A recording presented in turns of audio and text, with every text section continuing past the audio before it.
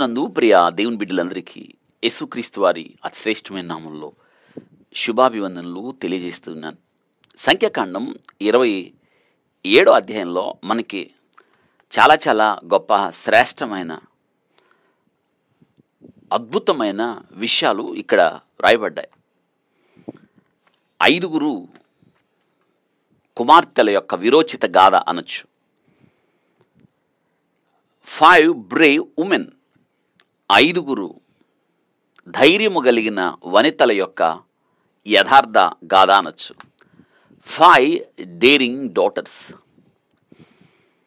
తెగింపు కలిగిన 5 కుమార్తెలు ఇక్కడ మనకి కనిపిస్తారు. ఇక్కడ దేనికి తెగింపు, ఎందుకు వాళ్ళంత తెగింపు చేశారు? పైగా వారు ధైర్యంగా మోషే దగ్గరికి వెళ్ళి వారు తమ బాధను, తమ దుఃఖాన్ని, భవిష్యత్తును గురించిన వారికి ఉన్న ఒక ఆవేదనను మోషే ముందు ఉంచారు. వారు వెలిబుచ్చిన కోరిక మోషే అంతటి వాడే ఆలోచనలో పడిపోయాడు. మోషే అంత జ్ఞానవంతుడు, ఎంత మోషే పాండిత్యం కలిగిన వాడు ఆలోచించండి.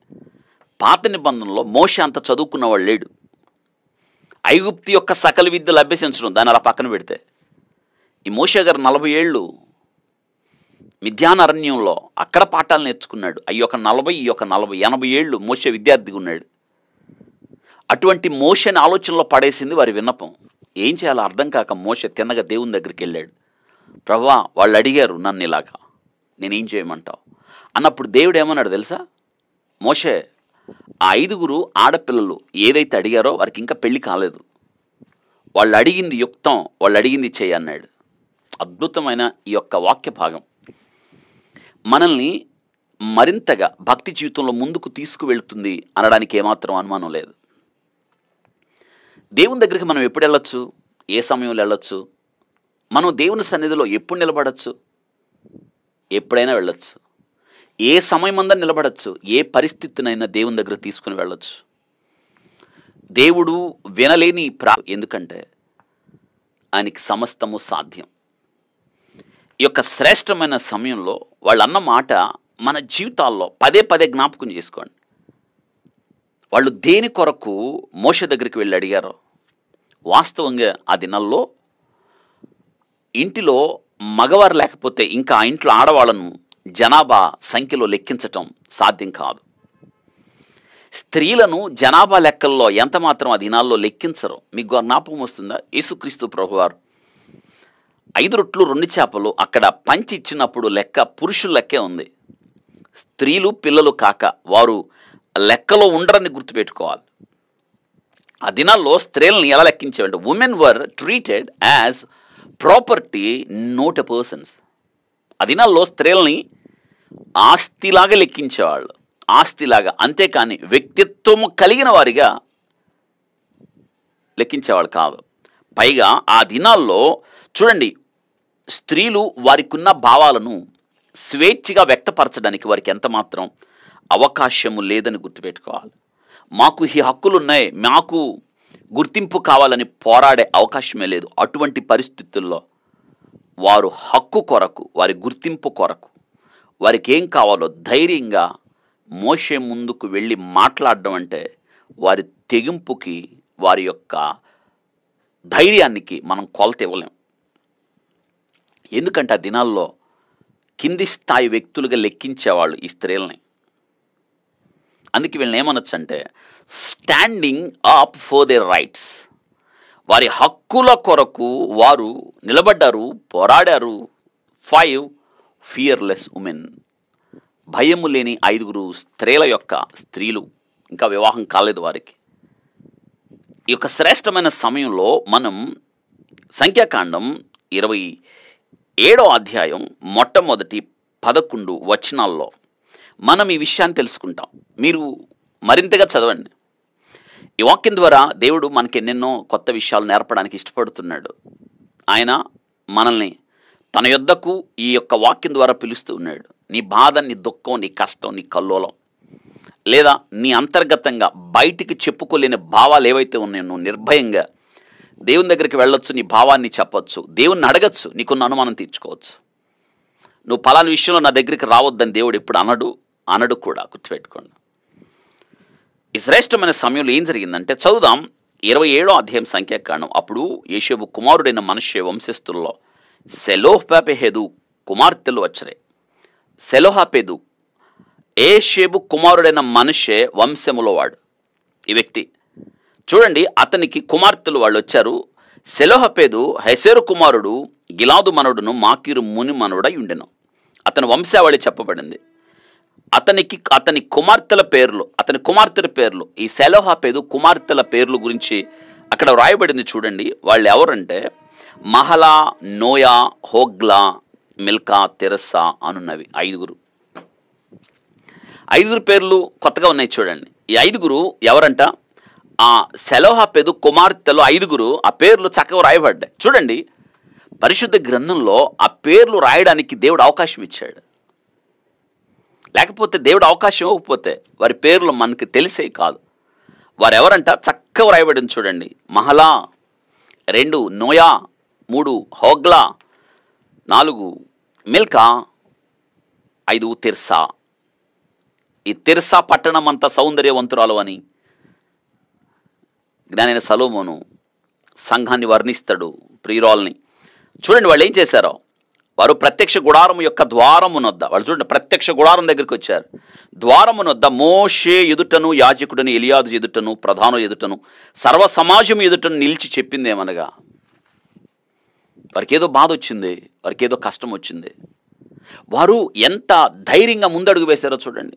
వారిలో ఆ దుఃఖాన్ని పెట్టుకొని మదన పడిపోతూ కుషించిపోతూ 4 గోడల మధ్య పరిమితం అయిపోలేదు. ధైర్యంగా ముందడుగు వేశారు. ఎక్కడికైతే వెళ్ళాలో అక్కడికి వెళ్ళారు. ఎవరి ముందైతే నిలబడగలగాలో ఆ ముందు నిలబడ్డారు. ఎవరితో అయితే చెప్పుకోగలరో, ఎవరైతే ఆ పరిస్థితిని అర్థం చేసుకోగలరో, ఎవరైతే ఆ సమస్యకు పరిష్కారం చూపగలరో అక్కడికి వెళ్ళారు. చాలా ఆశ్చర్యం అవుతూ ఉంటుంది.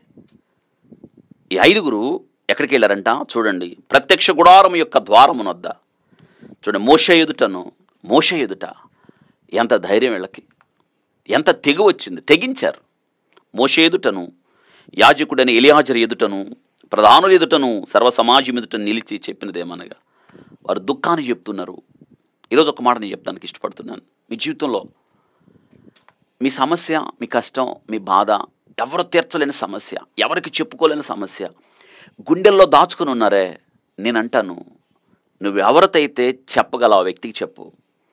నువ్వు ఎవరినైతే సమీపంగా వెళ్ళగలవో ధైర్యంగా సమీపంగా వెళ్ళు. నీ హృదయంలో బాధంతా అక్కడ ఉంచేసాయి. ఆయన భారాన్ని భరించడానికి ఇష్టపడుతున్నాడు. నీలో పెట్టుకొని ఇంకెంతకాలం బాధపడతారు చెప్పండి? మీలో నా దుఃఖాన్ని పెట్టుకొని, మీలో ఆ బాధను పట్టుకొని, మీలో ఆ భారాన్ని పెట్టుకొని, వీళ్ళకి చెప్తే వీళ్ళు ఏమంటారో, వీళ్ళకి చెప్తే వీళ్ళు అర్థం చేసుకుంటారేమో, నన్ను అపార్థం చేసుకుంటారేమో, నన్ను మరింతగా కష్టపెడతారేమో, లేదా నేను ఈ చెప్పడం ఆలస్యం దాని గురించి విపరీత అర్థాలతో, భావాలతో బయటికి వ్యాప్తి చేస్తారేమో అన్న భయం ఉంది కదా. ఖచ్చితంగా భయపడే పరిస్థితులు మనకు తటస్థిస్తున్నాయి. నేటి దినాన మన చుట్టుపక్కల పరిస్థితులు చూస్తూ ఉంటే నేనంటాను, వారికి వీరికి కాదు, తిన్నగా ఆ దినాన మోషే దగ్గరికి వెళ్ళినట్లుగా, యాజకుడైన ఎలియాజర్ దగ్గరికి వెళ్ళినట్లుగా, ప్రధానుల యొద్దకు వెళ్ళినట్టుగా నేనంటాను, నేనే మార్గం అన్నాడు. నా యొద్దకు రా, నేను నీకు విశ్రాంతి ఇస్తానన్నాడు. ప్రయాసపడి భారం ఇచ్చున్న సమస్తమైన జనులారా నా యొద్దకు రండి. ఆదరణ లేకుండా ఉన్నదానా రా, ఇంకెంతకాలం ఆదరణ లేకుండా ఉండు, నీలాంజనములతో నిన్ను కడతాను అన్నాడు. శాశ్వత శోభితముగా నేను చేయిస్తాను అన్నాడు. ఆలోచించండి. నీ వైదవ్యపు నిందను నువ్వెన్నడూ జ్ఞాపకం చేసుకో అన్నాడు. నీకు భర్తగా నేను ఉంటానన్నాడు. నిన్ను భరించేవాడుగా నేను ఉంటానన్నాడు. నువ్వెప్పుడు ఉబ్బుకుతుండు తోటగా నువ్వు ఉంటావు అన్నాడు. ఇంకేం కావాలి? ఇంత చక్కని వాగ్దానాలు దేవుడు మనకు దయచేస్తున్నప్పుడు వాగ్దానాలు ఇస్తాడు, వాటన్నిటినీ ఆయన నెరవేర్చే దేవుడు ఆయన. ఈ ఐదుగురు చూడండి, తిన్నగా మోషే దగ్గరికి వెళ్ళి ఏం మాట్లాడుతున్నారు చూడండి. ఇంతకు వాళ్ళకి వచ్చిన కష్టం ఏంటి, వాళ్ళకి వచ్చిన బాధ ఏంటి, వాళ్ళు ఏమంటున్నారు చూడండి. సర్వ సమాజం ఎదుట నిలిచి, అంటే వాళ్ళు చెప్తున్న మాటలన్నీ కూడా సర్వ సమాజం ఎదుట వినికిడిలో మాట్లాడుతున్నారు. అంటే వాళ్ళు తిన్నగా ప్రత్యక్ష గుడారం దగ్గరికి వాళ్ళ ఉద్దేశం ఏంటంటే మోషేతో మాట్లాడడానికి వచ్చారు. ఏం మాట్లాడుతున్నారు? మా తండ్రి అరణ్యంలో మరణమాయను, అంటే ఆయన తండ్రి లేడు. చూడండి, అందరూ వీరు దాదాపుగా వివాహ వయసుకు వచ్చిన వాళ్ళే. తండ్రి లేడు. తండ్రి లేని వారి పరిస్థితి ఒకసారి ఆలోచించండి. ఎటు దినాన చాలామంది మాకు తండ్రి లేడు, మాకు తల్లి లేదు. వివాహ వయసు వచ్చిన అనేక మంది పిల్లలు బాధపడుతూ ఉంటారు. నేను అంటాను, బాధపడవలసిన అవసరం లేదు. దేవుడు మీకు వివాహాలు ఖచ్చితంగా చేయిస్తాడు. మీరు నమ్మిన దేవుడు గొప్పవాడు. మీకు వివాహం చేయలేడా? చేస్తాడు ఆయన. అయితే నమ్మకంగా ఉండండి దేవునికి. దేవుడు వివాహం చేసేదాకా ఆయన వైపే చూడండి. ఆయన పాదాలు పట్టుకోండి. ఆయన యొద్ద నిల్చుండండి. ఆయన సన్నిధిలో నిల్చుండండి. మీరు ఆయన కార్యం నెరవేర్చు వరకు తెలుసా, మీ జీవితంలో గొప్ప పని దేవుడు చేస్తాడు. మీరు దుఃఖపడాల్సిన అవసరం లేదు. మాకు వివాహాలు ఎవరు చేయిస్తారు, మేము పేదవాళ్ళమని. నువ్వు నమ్మిన దేవుడు పేదోడు కానీ కాదు. భూమి దాని సంపూర్ణత ఆయనదే. 1000 కొండల మీద పశువులన్నీ నాయ అన్నాడు. ఆయన పేదోడు కాదు. పేదవాడిగా పుట్టిన దేవుడు ఇప్పుడు పేదోడు కాదు. ఎందుకో తెలుసా, తన దారిద్ర్యం వలన మనం ధనవంతులయ్యాం. మన కండ, మన కోట, మన ఆశ్రయ దుర్గం, ఆపత్కాలములో ఆయన నమ్ముకున్నదని సహాయకుడు. మీరు వివాహ వయసుకు వచ్చి ఈ వర్తమానం వింటూ ఉంటే వివాహం ఆలస్యం అవుతుంది అనుకుంటే, నేను అంటాను, ఈ వాక్యం ద్వారా మీరు ధైర్యంగా ఉండొచ్చు. మిమ్మల్ని రకరకాల మాటలు మీ బంధువులు అనవచ్చు, వీళ్ళకి వివాహం ఎలా అవుతుందని. దేవుడు చేస్తాడు. ఎలా వివాహం అవుతుందో దేవుడే చెప్తాడు. మనం మౌనంగా ఉండడం మంచిది కదా. మనం ఎవరి పాదాలు పట్టుకోవాలో ఆయన పాదాలు పట్టుకుందాం. ఎవరిని విన్నపం చేయాలో ఆయన్ని విన్నపం చేద్దాం. వాళ్ళు అంటున్న మాట చూడండి. వాళ్ళ తండ్రి చనిపోయాడంట. మా తండ్రి అరణ్యంలో మరణమాయను. అతడు కోరహు సమూహములో అనగా యెహోవాకు విరోధముగా కూడిన వారి సమూహములో ఉండలేదు, కానీ తన పాపమును బట్టి మృతి పొందెను.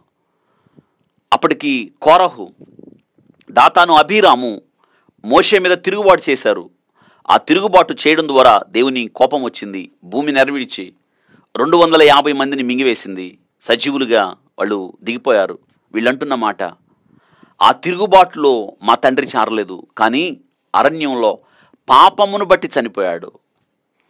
మా తండ్రి తిరుగుబాటు చేసిన వాడు కాదు, కానీ పాపమును బట్టి చనిపోయాడని ఒప్పుకుంటున్నారు. చూడండి, తమ తండ్రి పాపమును బట్టి చనిపోయాడని ఒప్పుకుంటున్నారు. నిజంగా వారి ఒప్పుకోలు ఎంత గొప్పగా ఉందో చూడండి. అందరూ వింటుండగా నిజంగా ఒప్పుకోవడం గొప్ప విషయం కదా. మనం కూడా దేవుని దగ్గరికి వచ్చినప్పుడు ఒప్పుకుందాం. ఎందుకు మనం ఒప్పుకుంటుంది దేవుని దగ్గర కదా. హృదయాంతరంగాలు ఎరిగిన దేవుడు కదా. అంతరంగాన్ని చూస్తాడు, అంతరంగాన్ని పరిశీలిస్తాడు, పరిశోధిస్తాడు. పాతాళం అగాధ కూపం దేవుని కనులకు తేటగా కనిపిస్తూ ఉన్నప్పుడు నరుల హృదయం మరి తేటగా కనిపించదా? హృదయ పరిశోధకుడు యెహోవా అంటున్నాడు జ్ఞానైన సొలొమోను. ఆలోచించండి. వాళ్ళు అంటున్న మాట, తమ తండ్రి చనిపోయాడు, లేడు. ఎలా చనిపోయాడు? ఎప్పుడు చనిపోయాడు? అరణ్యంలో చనిపోయాడు. ఎందుకు? తన పాపమును బట్టి చనిపోయాడు. మన భాషలో మనం తెలుసుకున్నాం, పాపం వల్ల వచ్చు జీతం మరణం. పాపం వల్ల చనిపోయాడు. ఏ భేదము లేదు. అందరూ పాపము చేసి దేవుడు అనుగ్రహించు మహిమను పొందలేకపోతున్నారు. ఈ దినాన మనమంతే. ఒక్క మనుషుడి ద్వారా పాపం, ఆ మనుషుడి ద్వారా అందరికీ పాపము సంతృప్తమైంది. పాపము ద్వారా మరణం వచ్చిందన్న విషయాన్ని గుర్తుపెట్టుకుందాం. వాళ్ళు అంటున్న మాట చూడండి, మా తండ్రి అరణ్యంలో చనిపోయాడు. అయితే కోరహు వారిలాగా తిరుగుబాటు చేసి మాత్రం కాదు, ఆ తిరుగుబాటు చేసిన సమూహంలో మా తండ్రి లేడు, కానీ అరణ్యంలో పాపము చేసి చనిపోయాడు అని చెప్తూ ఉన్నారు. మోషే వింటా ఉన్నాడు ఇవన్నీ. చూడండి ఎంత అద్భుతంగా ఈ వాక్యాన్ని దేవుడు మన కొరకు రాశాడో. అద్భుతమైన మాటలు దేవుడు మనతో మాట్లాడుతున్నాడు. అతనికి కుమారులు కలగలేదు. ఆ సెలోహపెదు అనే ఆయనకి కుమారులు లేరు, 5 ఆడపిల్లలే. అతనికి కుమారులు లేనంత మాత్రం చేత మా తండ్రి పేరు అతని వంశంలో నుండి మాసిపోనేలా. అయ్యా మోషే గారు, మేము 5 ఆడపిల్లలం, మగపిల్లలు లేరు మాకు. మా తండ్రికి మగపిల్లలు పుట్టలేదు. మా తండ్రి లేడు. ఆ వంశము నిలబడ్డానికి, కానాన్లో స్వాస్థ్యం రావడానికి, మాకు స్వాస్థ్యము మాకిచ్చినట్లుగా మగపిల్లలు లేరు కదా. మరి మా తండ్రి పాపాన్ని బట్టి చనిపోయాడు, మగపిల్లలు లేరు. మరి మా వంశము మాసివేయబడాలా? లేకుండా పోవాలా? మాకు స్వాస్థ్యము రాదా? వాళ్ళ మాటలు చూడండి. వాళ్ళ కోరిక ఏంటంటే కానాన్లో స్వాస్థ్యం కావాలి. నిజంగా వాస్తవంగా దినాల్లో చట్టం ఏంటి? మగవాళ్ళు లేకపోతే ఆ వంశం ఇంకా తెరమరుగైపోతుంది. ఇంకా ఎవరు గుర్తుపెట్టుకోరు. ఎందుకంటే స్త్రీలను బట్టి వంశం నిలబడదు, ఆ పేరు పెట్టి పిలువబడదు. పురుషులు మూలాలన్నమాట. వీళ్ళు చూడండి, అంటే చట్టాన్ని ప్రశ్నిస్తున్నారు వాళ్ళు. చట్టం, ఈ చట్టాన్ని బట్టి మాకు న్యాయం జరగదంటున్నారు. ఎంత అద్భుతమైన మాట చూడండి. పైగా వాళ్ళు మాట్లాడుతుంది ఎవరితో తెలుసా?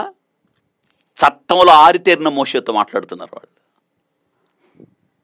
మా పేరు మాసిపోనేలా, కుమారులు లేనంత మాత్రాన, మగవారు లేనంత మాత్రాన. మీకు తెలుసా, నేటి దినాన ప్రపంచంలో అంతర్జాతీయ న్యాయస్థానంలో ఇవే చట్టాలు అమలవుతున్నాయి. మనకి ఇటీవల కాలంలో వచ్చింది, ఆడపిల్లలకు కూడా హక్కు ఉంది అని ఈ చట్టం ఎప్పుడో చెప్పింది. నిజంగా అద్భుతమైన విషయం ఏంటో చూడండి. ఇక్కడ కుమారులు లేనంత మాత్రాన మాసిపోనేలా, మా తండ్రి పేరు చూడండి, అతని వంశము నుండి మాసిపోనేలా. అయ్యా, మా తండ్రి పేరు మాసిపోవద్దు, మా తండ్రి పేరు లేకుండా వద్దు, ఆ వంశంలో మా తండ్రి పేరు ఉండాలి. తండ్రి పేరు కొరకు, తండ్రి పేరు నిలబడుట కొరకు అంటున్నారు వాళ్ళు. మా తండ్రి సహోదరులతో పాటు స్వాస్థ్యము మాకు దయచేయము. అండర్లైన్ చేయండి ఆ మాట, స్వాస్థ్యము మాకు దయచేయము. మా తండ్రి సహోదరులతో పాటు స్వాస్థ్యం మాకు దయచేయము. ఒక్కసారి మోషేకి మన భాషలో కళ్ళు బైర్లు గమ్మినాయి. మోషేకి చట్టంలో ఆరితేరిన మోషేకి ఏం చేయాలో అర్థం కాలేదు. ఎందుకు తెలుసా? వాళ్ళు అడిగింది న్యాయసమ్మతంగా ఉంది.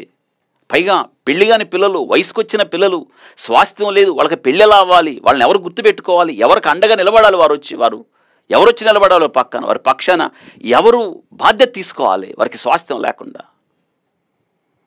తండ్రి లేనంత మాత్రాన, ఇంట్లో మగపిల్లలు లేనంత మాత్రాన వంశంలో నుండి మా తండ్రి పేరు మాసిపోనేలా. వాళ్ళు అంటున్నారు, మా తండ్రి సహోదరులతో పాటు మాకు స్వాస్థ్యం కావాలి. ఎక్కడ? కానాన్లో. మీకు ఎప్పుడైనా ఈ కోరిక వచ్చిందా? యేసుక్రీస్తు ప్రభు శిష్యులతో అన్నాడు, వాళ్ళు ఇద్దరిద్దరిని పంపి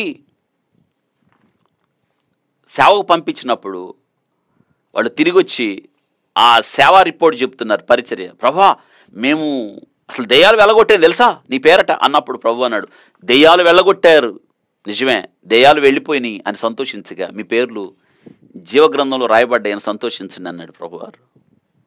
మీకు తెలుసా, మీ పేర్లు జీవగ్రంథంలో ఉన్నాయని సంతోషించండి.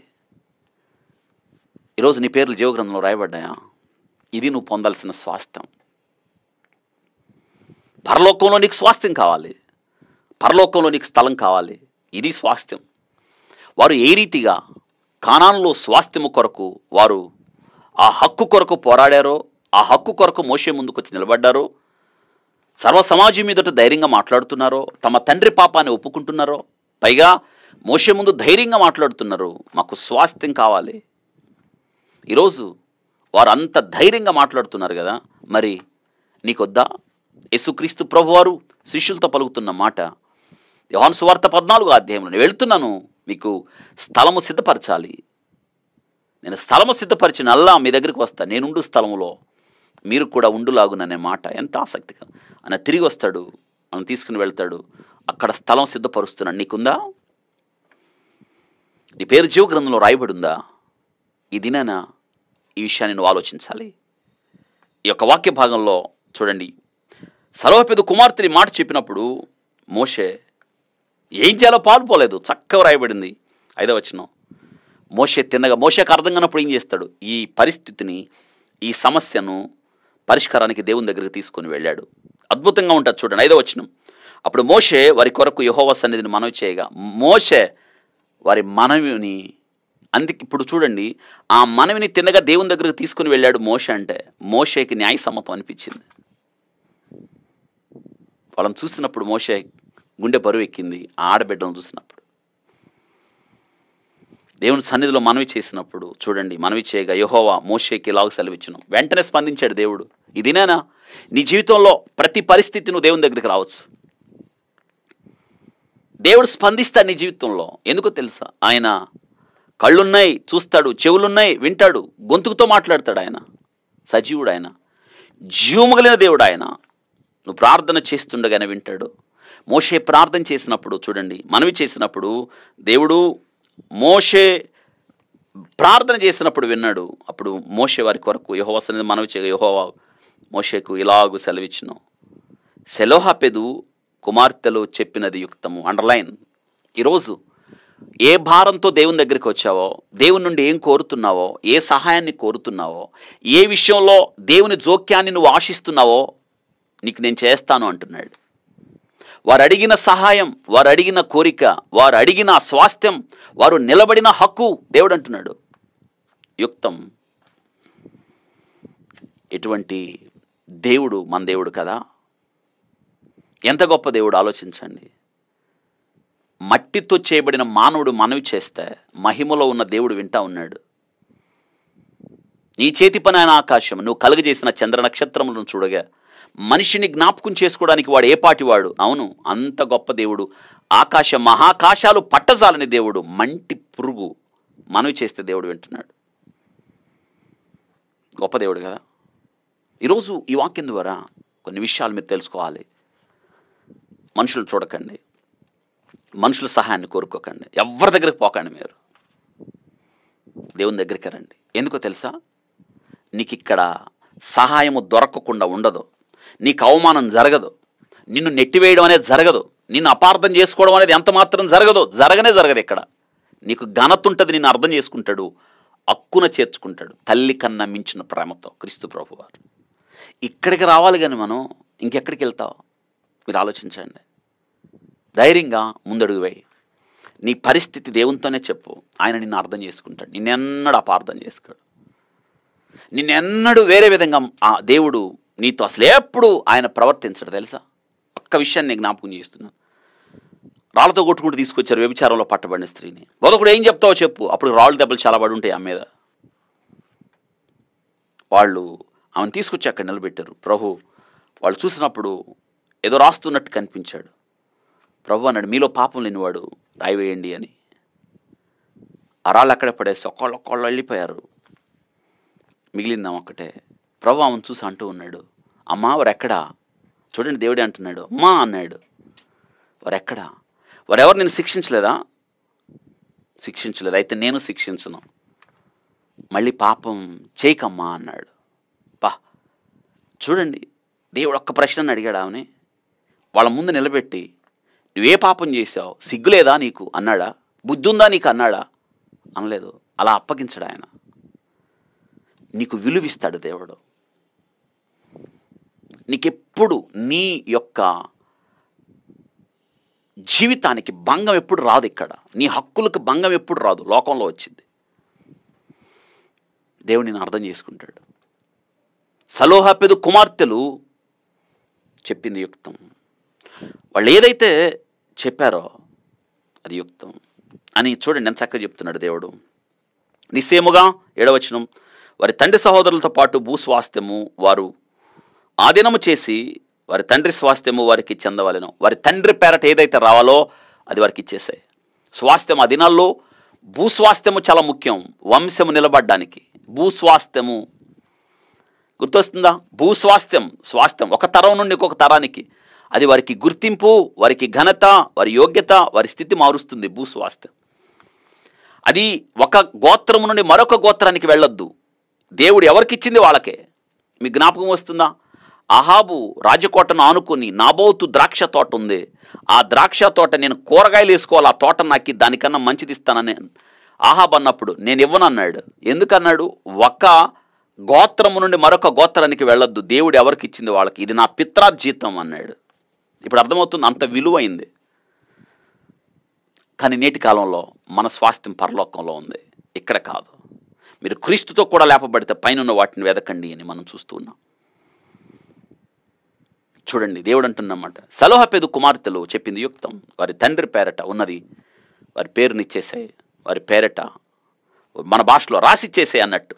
భూస్వాస్థ్యము చూడండి వారికి ఇచ్చేయమన్నాడు. నిశ్చయముగా వారి తండ్రి సహోదరులతో పాటు భూస్వాస్థ్యము వారి ఆధీనము చేసి వారి తండ్రి స్వాస్థ్యమును వారికి చెందవలెను, మరియు నీవు ఇజ్రాయేల్ చుట్టూ చెప్పవలెను.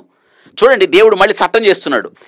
వీళ్లను బట్టి కొత్త చట్టం వచ్చింది. 8వ వచనం, ఒకడు కుమారుడు లేక మృతి పొందిన ఎడల వారు మీరు వాని భూస్వాస్థ్యము వాని కుమార్తెలకు చెందవలెను, వాని కుమార్తె లేనెడల వాని అన్నదమ్ములకు వాని స్వాస్థ్యము ఇవ్వలెను. చూడండి, ఈ యొక్క శ్రేష్టమైన చివరి వచనంలో చూస్తూ ఉన్నాను. మనం యెహోవా మోషేకు ఆజ్ఞాపించినట్టు ఇది ఇశ్రాయేళ్లకు విధించబడిన కట్టడ. విధించబడిన కట్టడ. నిజంగా ఎంత గొప్ప విషయం చూడండి. ఈ సలోహపెదు కుమార్తెలు నిజమే మనం శ్రేష్టంగా మన జీవితంలో చూడండి వీళ్ళని గురించి చెప్పుకోవడానికి ఫ్రమ్ ట్రాజడీ టు ఇన్హెరిటెన్స్, విషాదం నుండి స్వాస్థ్యం పొందేదాకా. తండ్రి పేరు సెలోహపెదు అంటే అర్థం ఏంటంటే మరణపు నీడలో అన్నారు. మరణపు నీడలో సెలోహపెదు, మరణపు నీడలో. నిజమే, వారు తండ్రి చనిపోయాడు, మరణపు నీడలో ఉన్నారు. వాళ్ళు ఎవరు దిక్కు? ఇదినేనా మన జీవితాల్లో కూడా? మరణపు నీడలో ఉన్నావా, మరణ ఛాయలో ఉన్నావా, దుఃఖంలో ఉన్నావా, బాధలో ఉన్నావా, నువ్వు ఏ స్థితిలో ఉన్నా సరే ఆయన చాలిన దేవుడు. ఆయన నీ మనవి వినడానికి. అసలు ఆ 5గురు మనవి విని మోషే అంతగా చెలించిపోయాడే. నిన్ను ప్రేమించి నీ కొరకు ప్రాణం పెట్టిన దేవుడు మరింతగా నిన్ను అర్థం చేసుకోవడం ఆలోచించండి. భయము నీడలో ఉన్నావా?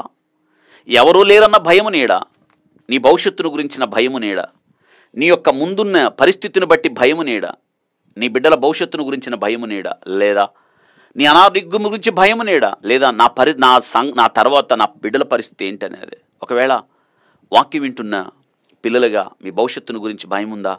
తల్లిదండ్రులు లేకుండా ఉన్నారా? తండ్రి లేకుండా ఉన్నారా? తల్లి లేకుండా ఉన్న ఆడపిల్లలు ఉన్నారా? మాకు వివాహాలు ఎలా అవుతాయి అనుకుంటున్నారా? ఇదిగో ఈ వాక్యం చదువు, దేవుడు మాట్లాడుతున్నాడు, ఆయన మీకు వివాహాలు చేస్తాడు. ఎలాగో అద్భుతం, మీరు ఊహించని రీతిగా దేవుడు కార్యం చేస్తాడు. ఎందుకో తెలుసా? ఈ వాక్యం మీ కొరకే. నువ్వు ఏ స్థితిలో ఉన్నా ఆయన నీకు చాలిన దేవుడు నీకు జ్ఞాపకం చేస్తున్నాను. వారు చూసారా, దేవుని సన్నిధిలో నిలిచారు. ప్రత్యక్ష గుడారము ద్వారమున నిలిచారు, దేవుని సన్నిధిలో నిలిచారు. ఆలోచించండి.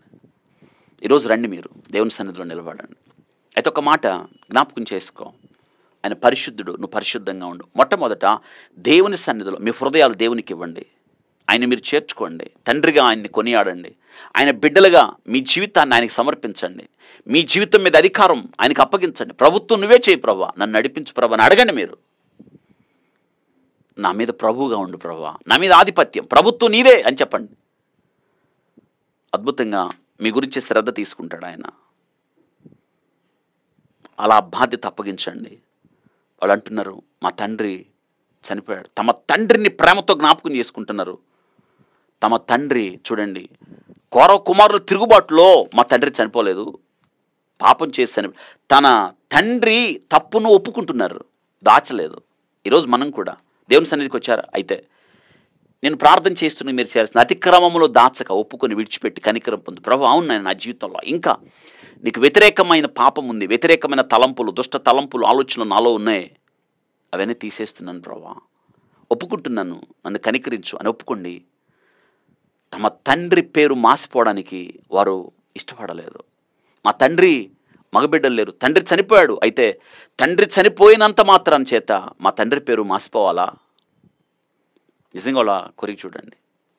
ఈరోజు నీ జీవితంలో మీ తండ్రి లేనంత మాత్రాన, మీ తల్లి లేనంత మాత్రాన, మీ ఇంట్లో ఏమీ లేనంత మాత్రాన మీ భవిష్యత్తుకి భరోసా లేదని అనుకుంటున్నావా? లేదు, ఉంది, భరోసా ఉంది. ఆ భరోసా దేవుడే. ఈరోజు తిట్టుకుంటున్నారా మీ అమ్మ మీ నాన్నల్ని, మాకేం చేయకుండా చచ్చిపోయారు అని, లేదా మేము ఇంక పేదరికంలోనే ఉండాలా, మా కొరకు మీరు ఏం సంపాదించారని అనవసరంగా దూషిస్తున్నారా? లేదు లేదు లేదు. వాళ్ళని గౌరవించండి. పేదింట్లో పుట్టిన నీవు ధన్యుడివి, ధన్యురాలివి. ఎందుకో తెలుసా? యేసయ్య కూడా పేదింట్లోనే పుట్టాడు, మనకు ముందు పుట్టాడు ఆయన. ఆ వరుసలో మనం కూడా ఉన్నాం. ఈరోజు ఒక మాట జ్ఞాపకం చేస్తున్నాను, పేదింట్లో పుట్టినంత మాత్రాన మనం దరిద్రులం కాదు. పేదింట్లో పుట్టినంత మాత్రాన మనకేమీ లేకుండా పోలేదు. దేవుడు ఉన్నాడు, గుర్తుపెట్టుకోండి. ఆయన ధనవంతులకి ఎలా దేవుడో పేదోళ్ళకు కూడా దేవుడే. ధనవంతులను ఎలాగున్నాడో మనల్ని కూడా అలాగే ఉన్నాడు ఆయన. అసలు ఆయన పుట్టిందే పేదోళ్ళ ఇంట్లో, దాన్ని బట్టి మరింత చేరువుగా ఉన్నాడని గుర్తుపెట్టుకో. తమ తండ్రి పేరు నిలబడాలని, మాసిపోకూడదని ఇష్టపడ్డారు. ఇది నిన్న నీ జీవితంలో కూడా అలా ఉండాలి. ఈరోజు నేను ఒక మాట జ్ఞాపకం చేస్తాను.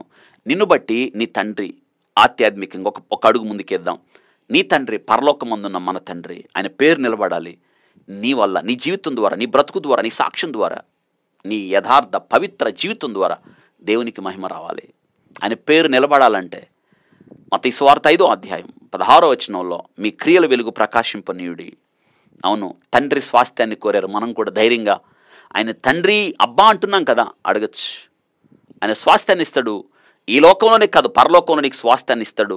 మిగతా ఇశ్రాయేలుతో పాటు, మగబిడ్డలున్న ఇశ్రాయేలుతో పాటు వీరు కూడా స్వాస్థ్యాన్ని కోరుతున్నారని గుర్తుపెట్టుకోవాలి.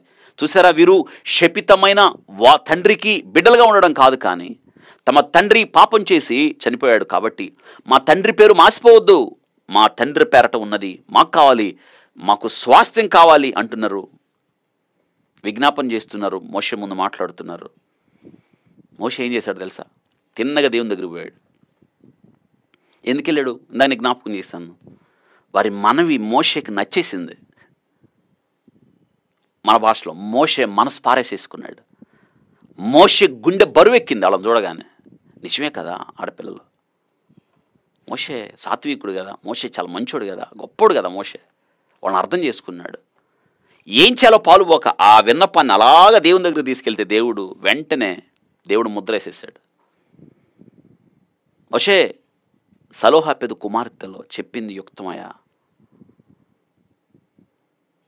వాళ్ళ తండ్రి పేరట ఉన్నది వాళ్ళకి ఇచ్చేసి భూస్వాస్థ్యాన్ని ఇచ్చి వాళ్ళ వసించేయి, కొత్త చట్టం పెట్టు.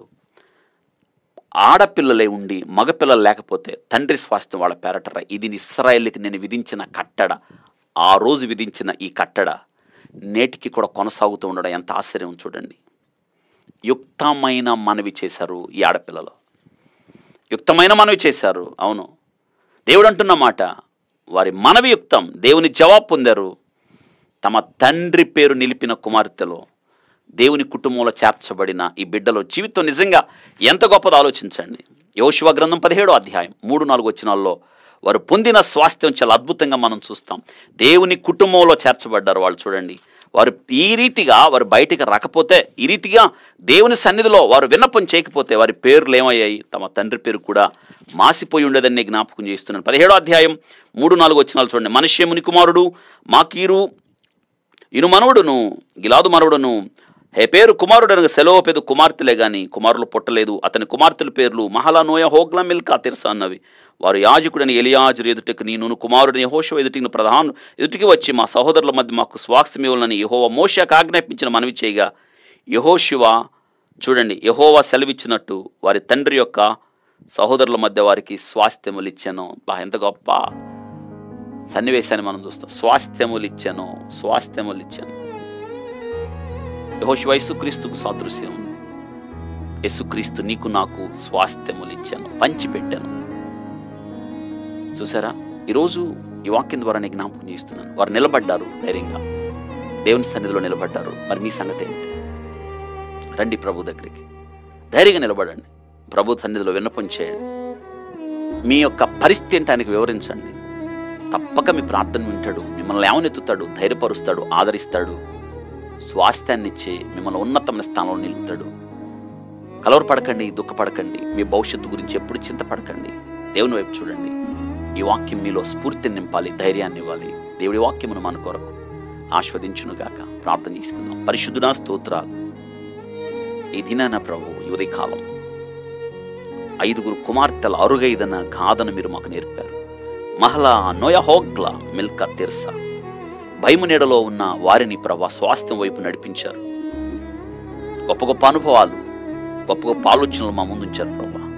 వాక్యం ద్వారా మీరు మాకు ఇచ్చిన శ్రేష్టమైన ధైర్యం, ఆదరణ, నెమ్మది కొరకు స్తోత్రాలు. వాక్యం విన్న మీ బిడ్డలు ప్రభా, ఇంకా తల్లిదండ్రులు లేక పేదరికంతో వివాహాలు కాక ఎంతమంది అయితే ప్రభా ఆడపిల్లలు ఎదురు చూస్తున్నారో ఆడబిడ్డలందరినీ ప్రభా మీ చేతులకు అప్పగిస్తున్నాను. నేను వయసులు పెరిగిపోతున్న తల్లిదండ్రులు కలవరపడి ఆడబిడ్డలు భారంగా మారిన దినాల్లో ఈ వాక్యము ద్వారా ప్రభు, ఈ వాక్యం విన్న మీ బిడ్డలకు ఒక ధైర్యాన్ని ఇచ్చారని నమ్ముతున్నాను. స్తోత్రాలు. ఆదరించండి ప్రభా. ఈ వాక్యం ద్వారా ప్రభా మీరు ఆ బిడ్డల జీవితంలో కార్యం చేస్తారని ఒక నమ్మికను కలిగించమని ప్రార్థిస్తున్నాను. ఈ వాక్యం విన్న ప్రతి బిడ్డను మరి కుటుంబాలను దీవించండి ప్రభా. ఎవరైతే బయటికి చెప్పుకోలేని పరిస్థితుల్లో ఉన్నారో నైనా, తలడిల్లిన పరిస్థితులు, గుండె చెదిరిన బ్రతుకు భారంతో నైనా జీవిత తుఫాన్లతో కొట్టబడుతున్న వారు ఎవరైతే ఉన్నారో వారిని జ్ఞాపకం చేసుకోండి. నేను మీరు ప్రార్థన వినే దేవుడు. మా మనవిలో నిశ్చయముగా మీరు ఆలకిస్తారు, జవాబిస్తారు, నిలబెడతారు, కృప చూపిస్తారు. ఆ రీతిగా మీ బిడ్డలు నడిపించమని ప్రార్థిస్తున్నాను. ఘనమైన మీ నామాన్ని మహిమ తెచ్చుకోనండి ప్రభా. ఈ దిన దీవెనలతో మీ బిడ్డలు నింపమని దీవించు, ఆస్వాదించు. యేసు నామములో అడిగి వేడుకుంటున్నాము తండ్రి. ఆమేన్. మన తండ్రి దేవుని ప్రేమ, కుమారుడు యేసుక్రీస్తు యొక్క కృప, పరిశుద్ధాత్మ నీ సహవాసం, కాపుదల, నడిపింపు మనందరి సదాకాలం తోడై ఉండి నడిపించును గాక. ఆమేన్. God bless you.